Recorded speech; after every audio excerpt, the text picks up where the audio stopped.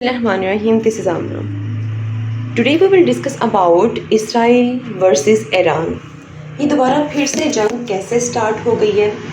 Actually میں ہوا کیا ہے کہ 2 دنوں میں ہم لوگ یہی دیکھ رہے ہیں نیٹ پر کہ ایران اسرائیل پر اٹیک کر رہا ہے اور اسرائیل ایران پر اٹیک کر رہا ہے. لیکن سب سے پہلے کس نے اٹیک کیا اور کیوں کیا؟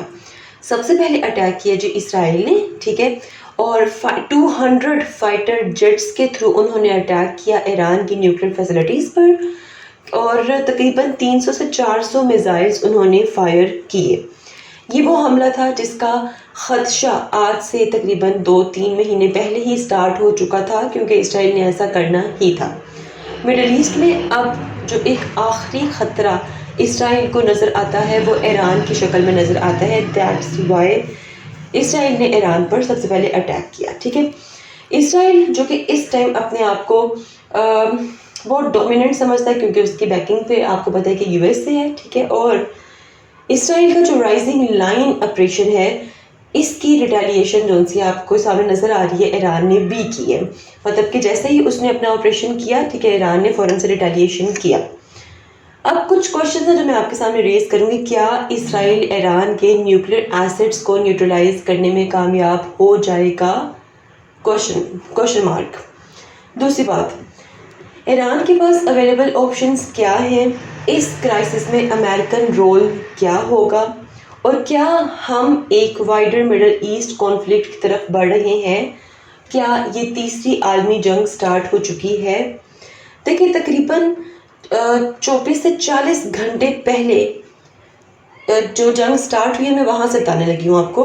اسرائیل launched massive attacks against Iran military and nuclear sites, and اس اٹیک میں جو ٹاپ کمانڈر تھے ایران کے، ان کو شہید کر دیا گیا. ٹھیک ہے، اور نو ڈاؤٹ وچ آلموسٹ شوکڈ ایرانین لیڈرشپ. تقریباً 78 لوگ شہید ہوئے اس اٹیک میں، ایرانی. ٹھیک ہے، تو بہت بڑا لاس ہے ایک دم سے. ایران نے کیا کیا اس کے بعد؟ ایران نے ریٹیلیٹ کرتے ہوئے تقریباً جو پہلا ریٹیلیشن کیا، ٹھیک ہے، وہ ڈرونز کے تھرو کیا تھا. ٹھیک ہے، اور جو ڈرون ہوتے ہیں وہ لو موونگ وہیکل ہوتے ہیں، سلو ہوتے ہیں، تو جان بوجھ کر ڈرونز کے تھرو ایران نے پہلے اٹیک کیا. ٹھیک ہے، جس سے ایز سچ زیادہ ڈیمیج اسرائیل میں نہیں ہوا. لیکن اس کے بعد ایران نے بیلسٹک میزائلز لانچ کیے اسرائیل میں، اور مور دین 100 میزائلز جو سے وہ لانچ کیے، اور ملٹیپل ٹائمز جو سے وہ لانچ کیے. کافی میزائل اسرائیل کے جو ڈیفینس سسٹم ہے اس نے انٹرسیپٹ کیے. ٹھیک ہے، لیکن کچھ میزائل جو سے تھے وہ اپنے ٹارگٹ پر پہنچے، اور تل اویو جو کہ اسرائیل کا کیپٹل ہے وہاں پر جا کر گرے، لیکن اتنا نقصان نہیں ہوا جتنا ہونا چاہیے تھا. ٹھیک ہے، اچھا جی، اب سوال یہ پیدا ہوتا ہے کہ یہی ٹائمنگ کیوں اسرائیل نے چنی ایران پر اٹیک کرنے کے لیے؟ ایران نے تو ایسا کچھ نہیں کیا، اس نے ہی پہل کی ہے اسرائیل نے.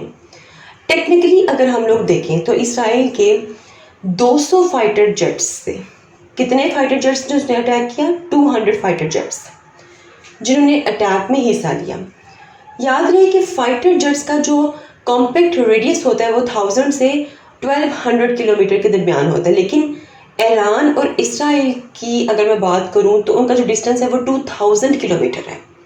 اس کا مطلب یہ ہے کہ اسرائیل نے راستے میں، مطلب کہ اسرائیل سے جو فائٹر جیٹس اڑے ہیں وہ ایران پہنچنے سے پہلے درمیان میں کہیں رکے ہیں، کیونکہ ان جیٹس کی ری فیولنگ ہونی تھی. ان کو ری فیول کیا گیا، یا تو وہ امریکن بیسز میں رکے ہوں گے یا پھر امریکن الائیڈ نیشنز جو سی ہیں وہاں پر رکے ہوں گے، جیسے کہ عراق میں یا پھر سیریا میں، اور وہاں پر ان کو ری فیول کیا ہوگا، اور دوبارہ پھر سے وہ ایران کی طرف اڑے ہوں گے وہاں پر اٹیک کرنے کے لیے. ٹھیک ہے، یہاں پر ایک اور کوشچن ہے، why Israel conducted strike against the nuclear facilities of Iran? Iran کی نیوکلیئر فیسلٹیز انڈر گراؤنڈ ہیں. یہ بڑا امپورٹنٹ پوائنٹ میں آپ کو بتانے لگی ہوں کہ نیوکلیئر فیسلٹیز کے ہی اگینسٹ کیوں کیا، اور نیوکلیئر فیسلٹیز جو ایران کی وہ انڈر گراؤنڈ ہیں.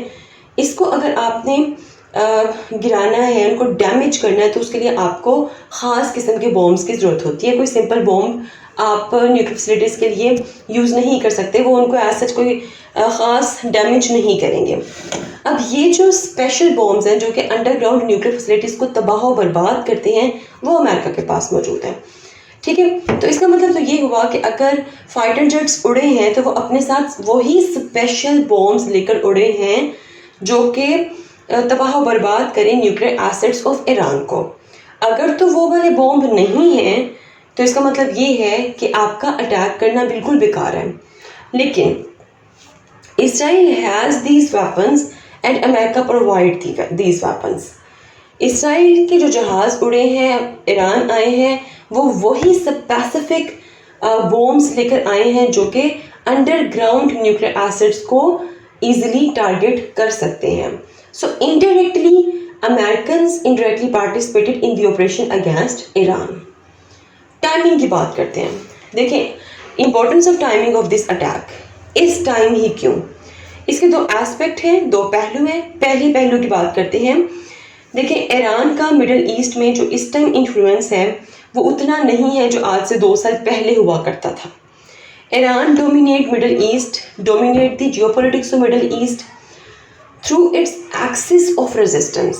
ایران مڈل ایسٹ اور اس کی جو جیو پولیٹکس ہے اس پر اپنا ایک بہت زیادہ ڈومیننس رکھتا تھا، انفلوئنس رکھتا تھا اپنے ایکسس آف ریزسٹنس کی وجہ سے۔ جو کہ ایکسس آف ریزسٹنس کی بات کروں تو جو کہ یمن میں ہوتیز تھے، غزہ میں حماس تھے، لیبنان میں حزب اللہ تھے۔ اسرائیل نے کیا کیا کہ 1 بائی 1 کر کے ان تمام ایکسس آف ریزسٹنس کو نیوٹرلائز کر دیا۔ غزہ میں حماس کی جو ٹاپ اور سیکنڈ موسٹ لیڈرشپ لائن تھی اس کو انہوں نے کیا کر دیا، ختم کر دیا۔ اس کے بعد انہوں نے کیا کیا، لبنان میں ایئر اسٹرائکس کر کے اور گراؤنڈ آپریشنز کے تھرو فرسٹ اور سیکنڈ لائن کی جو لیڈرشپ تھی حزب اللہ کی ان کو بھی انہوں نے نیوٹرلائز کر دیا۔ یمن میں ہوتیز کو بھی انہوں نے ڈیمیج کیا، ٹھیک ہے۔ ساتھ ساتھ ایران کی جو الائیڈ گورنمنٹ تھی سیریا میں بشار الاسد کی، اس کو بھی ختم کر کے انہوں نے وہ رجیم رکھی جو کہ ان کو سپورٹ کرے، ٹھیک ہے۔ تو ایک طرح سے ایران کو پوری طرح سے پہلے انہوں نے کیا کیا، کمزور کیا۔ تو ایکسس آف ریزسٹنس ایران کی کیا کر دی، انہوں نے ختم کر دی۔ یہ ایک پہلو تھا۔ اگر میں سیکنڈ ایسپیکٹ کی بات کروں تو جب سے ڈونلڈ ٹرمپ کا سیکنڈ ٹینیور شروع ہوا ہے حکومت کا، تب سے ہی is trying to conduct nuclear deal with Iran. پوری کوشش ہے ٹرمپ کی کہ بھائی کسی طرح ایران کے ساتھ نیوکلیئر ڈیل جو ہے وہ کنڈکٹ ہو جائے یا فائنلائز ہو جائے۔ لیکن اسرائیل ہمیشہ سے اس نیوکلیئر ڈیل کے اگینسٹ رہا ہے، وہ نہیں چاہتا کہ بھائی اس طرح کی کسی قسم کی نیوکلیئر ڈیل ہو۔ ایران کسی بھی صورت کیونکہ جو اسرائیل ہے وہ کسی بھی صورت ایران کو کچھ % بھی یورینیم انریچمنٹ جو ہے وہ نہیں پہنچانا چاہتا ہے، کیونکہ اسرائیل کو لگتا ہے کہ نیوکلیئر ڈیل اگر ہو جاتی ہے تو ایران کے اوپر سے سب سے پہلے کیا ہوگا، سینکشنز ختم ہوگی۔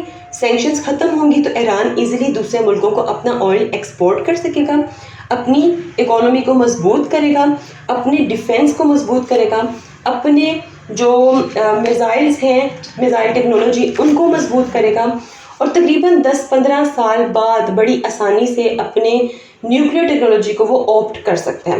سو نیوکلیئر ڈیل کو کینسل کرنے کے لیے اسرائیل نے کنڈکٹ کیا ہے یہ والا ایئر اسٹرائک اگینسٹ ایران، کیونکہ آج کل یہی چل رہا تھا کہ کسی طرح امریکہ اور ایران کی کیا ہو جائے، نیوکلیئر ڈیل ہو جائے، ٹھیک ہے۔ ویسے بھی مڈل ایسٹ میں اسرائیل کے لیے ایران ایک لاسٹ تھریٹ بچا ہے اس ٹائم، باقی اپنے سارے تھریٹس کو وہ ختم کر چکے ہیں اس ریجن میں۔ That's why Israel has been trying its best to pull Iran in a direct conflict with USA۔ اس اسٹیٹمنٹ کا مطلب کیا ہے؟ اس کا مطلب یہ ہے کہ اسرائیل کو یہ بات اچھی طرح پتہ ہے کہ ایران ریٹیلیشن کرے گا اس اٹیک کے بعد، اور نہ کہ وہ صرف اسرائیل پر اٹیک کرے گا بلکہ سب سے بڑا اسرائیل کا جو الائی ہے مینس کہ USA، اس کے ایسٹس اور جو کہ اس ریجن میں موجود ہیں، اس کی ملٹری بیسز، اس کی ایمبیسیز، وہاں پر بھی ایران اٹیک کرے گا۔